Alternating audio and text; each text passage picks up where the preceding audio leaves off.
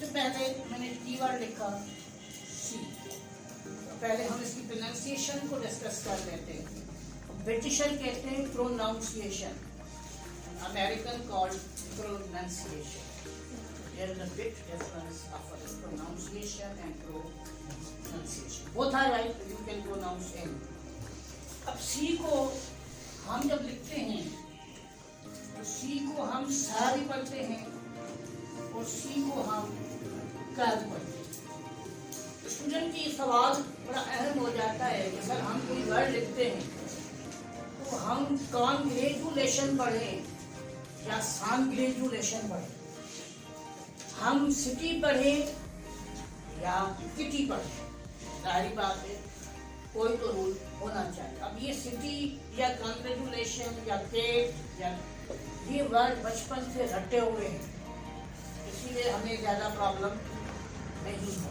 मगर आज इसका सॉल्यूशन बता देता हूँ कि कहाँ पर स पढ़ना है लाइफ टाइम और कहाँ पर का पढ़ना है। अब यहाँ पे वही रूल्स वापस आ रहे हैं कि जब सी के बाद ई आई या वाई ये तीन लेटर आएंगे। सी के बाद, आई रिपीट अगेन, सी के बाद ई आई या वाई जब भी आएंगे तो आपका जो सी लेटर है वो साउंड प्रोड्यूस करेगा स का। एग्जाम्पल ले लेते हम लोग। फॉर एग्जाम्पल हमने एक वर्ड लिखा सेंचुरी। अगर सेंचुरी को हम ध्यान से देखें तो सी के बाद क्या आ रहा है? ई आ रहा है। वेरी नेक्स्ट वर्ड मैंने वर्ड लिखा, इसको पढ़ा जाता है सिनेमा। सिनेमा नहीं है, सिनेमा कोई प्रोनाउंसिएशन नहीं है, इस सिनेमा। कभी आपने लक्स सिनी अवार्ड सुने हो तो जो कहते हैं सिनी अवार्ड, लक्स सिनी अवार्ड, आपने कभी साइनी अवार्ड नहीं बोले हो। एक बार ध्यान में रखो कि सी के बाद आया तो हमने क्या पढ़ा, या इसको एक और सादा एग्जाम्पल लिख देते हैं, एक और एग्जाम्पल लिख देते हैं साइकिल। तो अगर हम तीनों लेटर्स को जरा और से वर्ड्स को देखो, लेटर्स की वर्ड्स को देखो, तो हर सी के बाद जब ई आया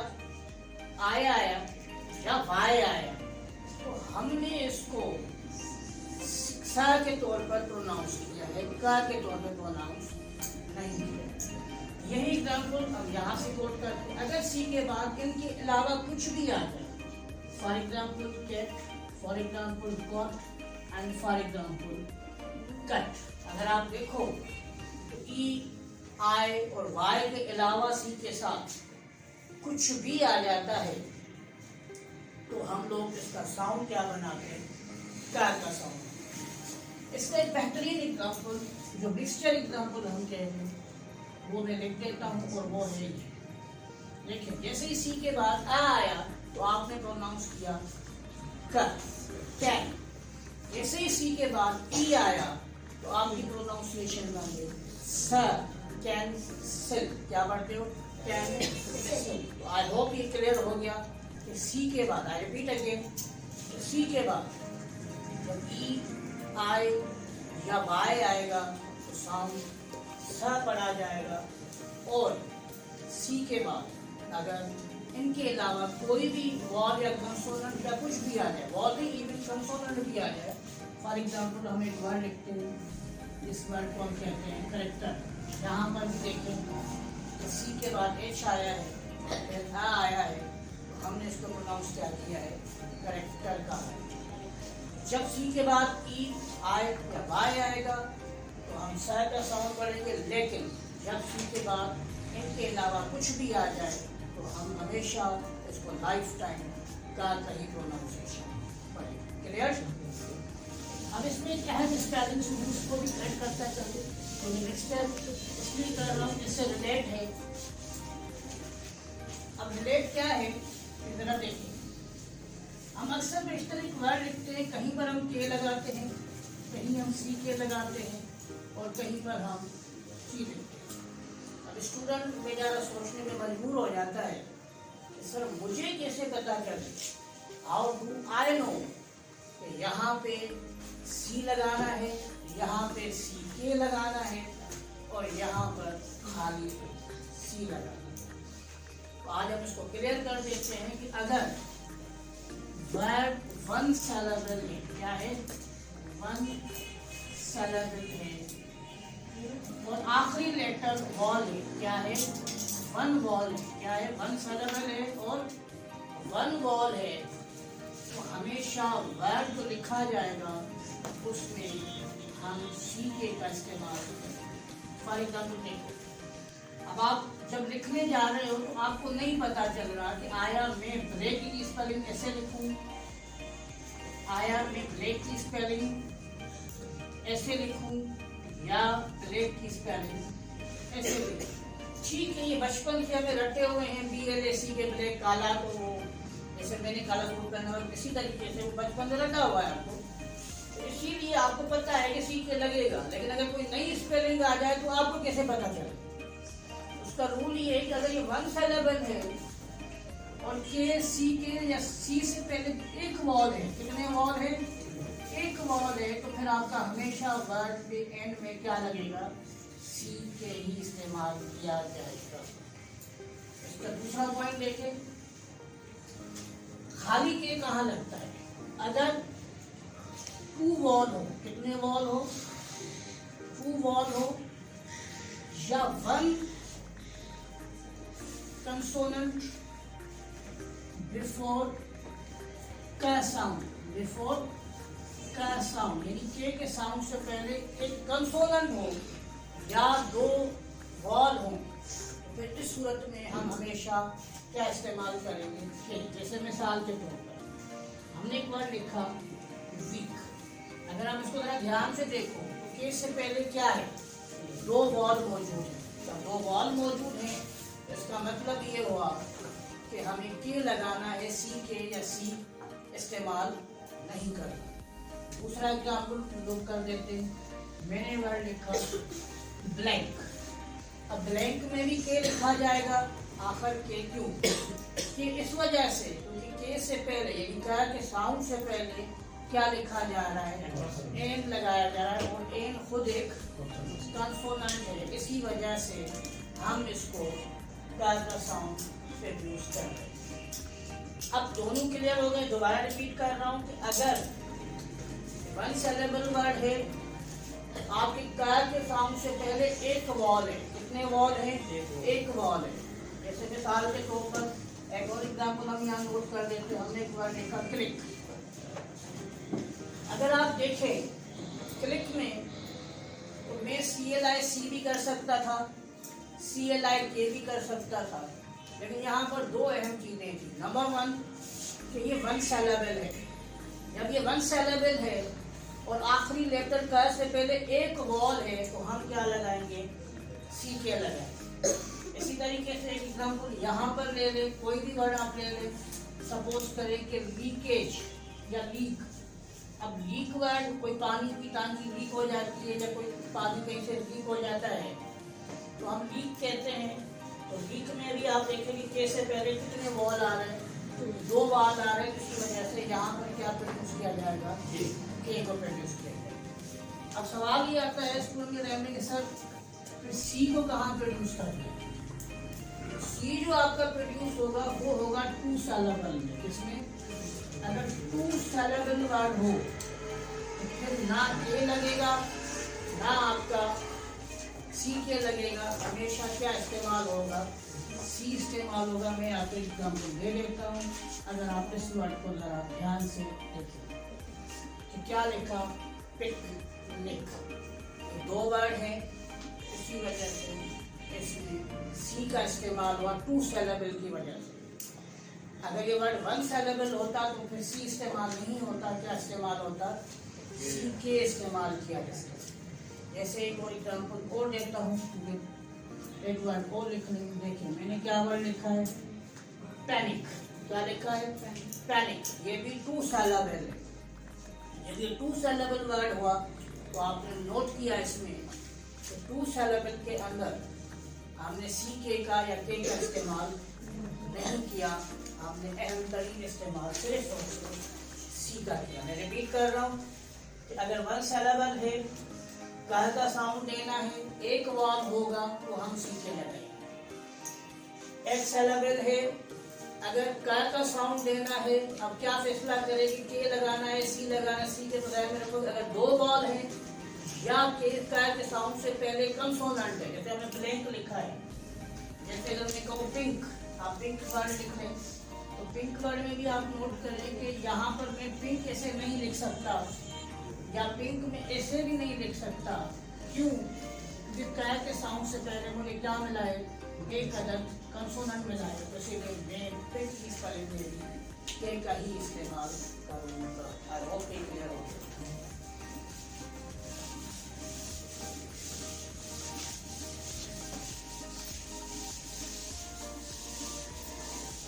अब कुछ मज़ीद रूल्स स्पेलिंग के हवाले से और मुख्तलिफ चीज़ों के हवाले से थोड़ा सा शार्ट भी करेंगे कि वो मज़ीद रूल क्या है। मज़ीद रूल ये है कि जब किसी भी वर्ड में हम नॉर्मली या ई आई लिखते हैं या आई ई लिखते हैं, तो हमें नहीं पता चलता कि हम लफ्ज़ में ई आई लिखें या आई ई लिखें। नॉर्मली 90% स्टूडेंट ई आई को नोटिस ही नहीं करता, वो हमेशा क्या लिखता है, आई ई लिखता है। जैसे मिसाल के तौर पर हमने वर्ड लिखा अचीव या कोई मैंने वर्ड लिखा बिलीव, तो यहाँ पर तो सही है, यहाँ तक तो बात सही है कि मैंने जब ये वर्ड लिखे। अभी आई ई या ई आई आता क्यों, ये भी थोड़ा क्लियर कर दूँ। इंग्लिश में जब आप प्रोनाउंसिएशंस करते हो तो एक लॉन्ग वॉल होते हैं, एक शॉर्ट वॉल होते हैं। आप देखो ना, मैं बट खींचते हो, बट को शार्ट करके पढ़ो फुट, अजीब फुट, पट पट, फुट को खींच के पढ़ो पा, तो नहीं साउंड बनेगा। इसको लॉन्ग और शॉर्ट वॉल की कहानी कहा जाता है। बहुत सारे इंग्लिश में ऐसे वर्ड आएंगे जो लॉन्ग और शॉर्ट की वजह से अपनी साउंडिंग को चेंज कर देते हैं। मतलब मैं आपको छोटा सा एग्जाम्पल, 4 लेटर का वर्ड लिखा मैं वॉक और टॉक, और फिर इसी के नीचे मैंने लिखा सिल्क और सिल्क। अगर देखा जाए तो चारों वर्ड 4 लेटर के हैं, तो चारों वर्ड्स के अंदर के पे खत्म हो रहा है, चारों में ही के से पहले एल मौजूद है, लेकिन ऊपर वाले दो में आप एल को प्रोनाउंस, जैसे आपने उर्दू सिंधी लैंग्वेज में देखा होगा जेर और ज़बर का फर्क आता है, यहाँ पर भी वही हाई टोन, लॉन्ग वॉल या शॉर्ट टोन या शॉर्ट वॉल की बात हो रही है। जब आप कह रहे सिल्क, मिल्क, तो देर वाला साउंड हो रहा है, तो आप देखो आप एल को प्रोनाउंस कर रहे हो। लेकिन जब आप कह रहे वॉक, टॉक, तो इन दोनों लफ्जों में क्योंकि मुंह खुल रहा है, आवाज़ बड़ी निकल रही है, तो आप एल को प्रोनाउंस नहीं कर रहे। जैसे मैं एग्जाम्पल दूँ कि अगर मैं को बोलो वाल्क, तो क्या होगा कि आपकी ज़बान पूरी घूमेगी, ऊपर टच होगी, फिर सीधी होगी, फिर अल्फाज को कंप्लीट करेगी। आप लोग करके देखें, बोले वाल, तो आप देखें कि आपकी ज़बान ऊपर गई, टच हुई और दोबारा वापस आ गई। फिर ये लॉन्ग और शॉर्ट का, यहाँ जो सी नॉर्मली या आई लगता है या ई लगता है, लेकिन यहाँ पर साउंड खींचेगा, खिंचने वाले साउंड में हमेशा आई ई या ई आई आएगा। अब आप बोले तो सर आई ई तो हमें कॉमनली पता है, तो ये हर जगह आता है। सवाल ये आता है कि ई आई कहाँ आएगा।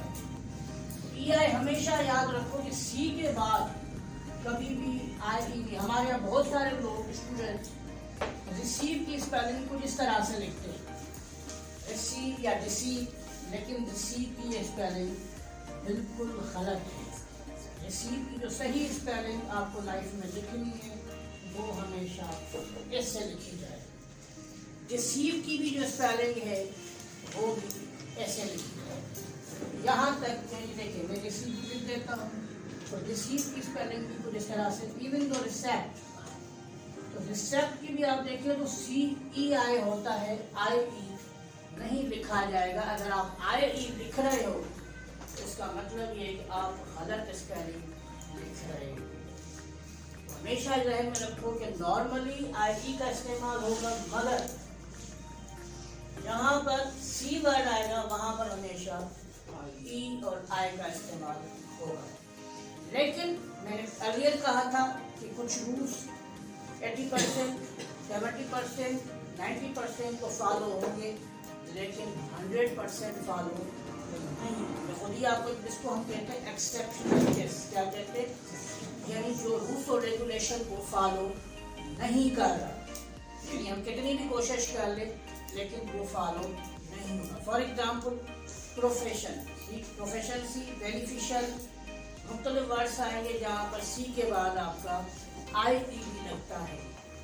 लेकिन कॉमन वर्ड्स में जो रोजमर्रा की लाइफ में आप रिसीव, एक्सेप्ट लिखते हो, यहाँ पर हमेशा सी के बाद क्या आएगा, ई आया है। एक और रूल की तरफ चलते हैं।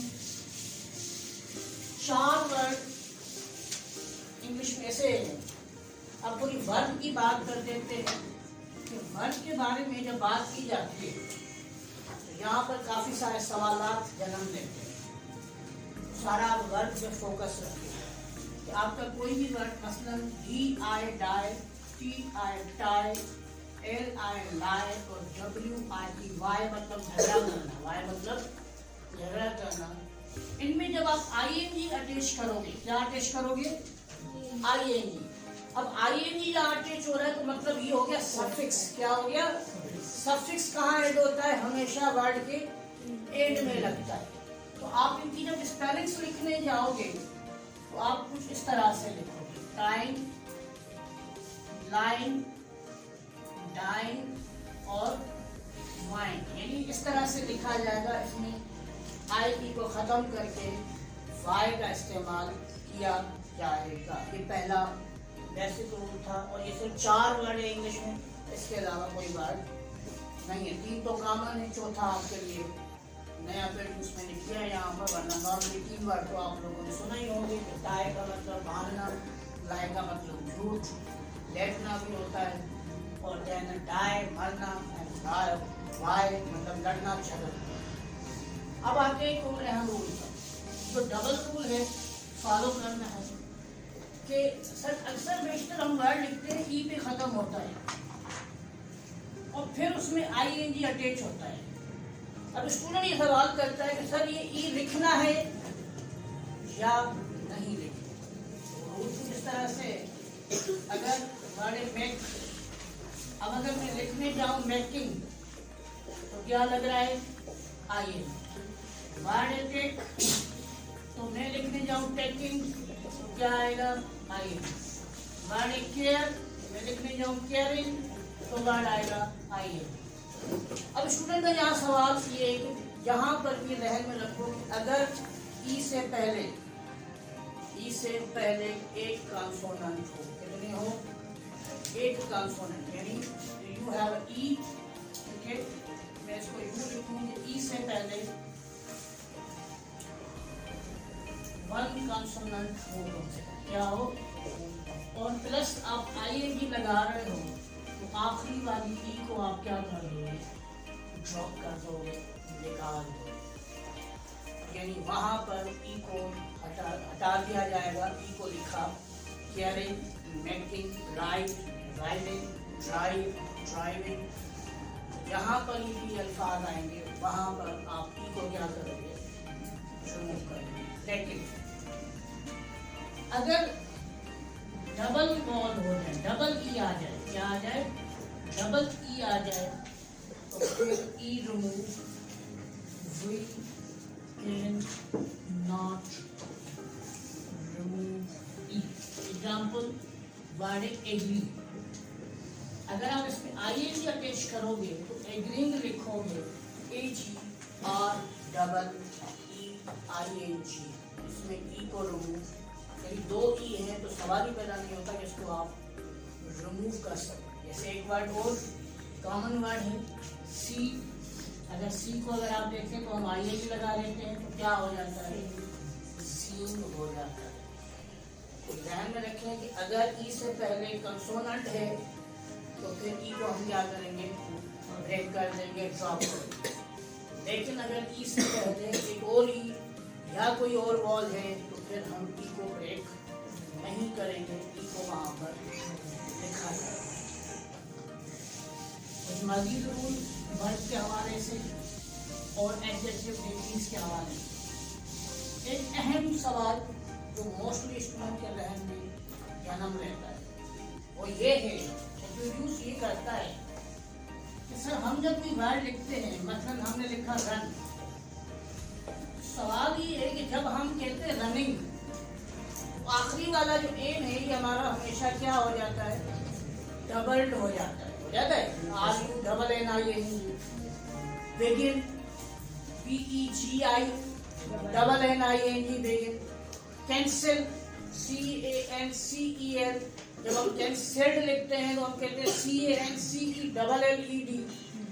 स्टूडेंट परेशान इस चीज पे होता है कि सर डबल कहाँ करना है और कहाँ पर नहीं करना। तो यहाँ पर 3-4 चीजें मिक्स होनी है, अगर आपको ध्यान रखिएगा फिर आपको ये कॉन्सेप्ट क्लियर होगा। वो कौन सी 3-4 चीजें हैं? नंबर 1 और 2 syllable वर्ड, यानी कि ये रूल जो अप्लाई होगा मोस्टली तो 1 syllable में, लेकिन कभी कभी 2 syllable में भी अप्लाई किया जाएगा। पॉइंट नंबर 1 के last letter should be consonant. क्या होना चाहिए? कंसोनेंट। और उस कंसोनेंट से पहले वन वॉल, क्या लिखा है मैंने? वन वॉल बिफोर कंसोनेंट, यानी उस कंसोनेंट से पहले क्या होना चाहिए? एक वॉल होना चाहिए। क्या होना चाहिए? एक वॉल होना चाहिए। और फिर जब हम उसमें ऐड करने जाएंगे ING ER, तो ये लफ्ज आखिरी जो कंसोनेंट होगा, लास्ट कंसोनेंट,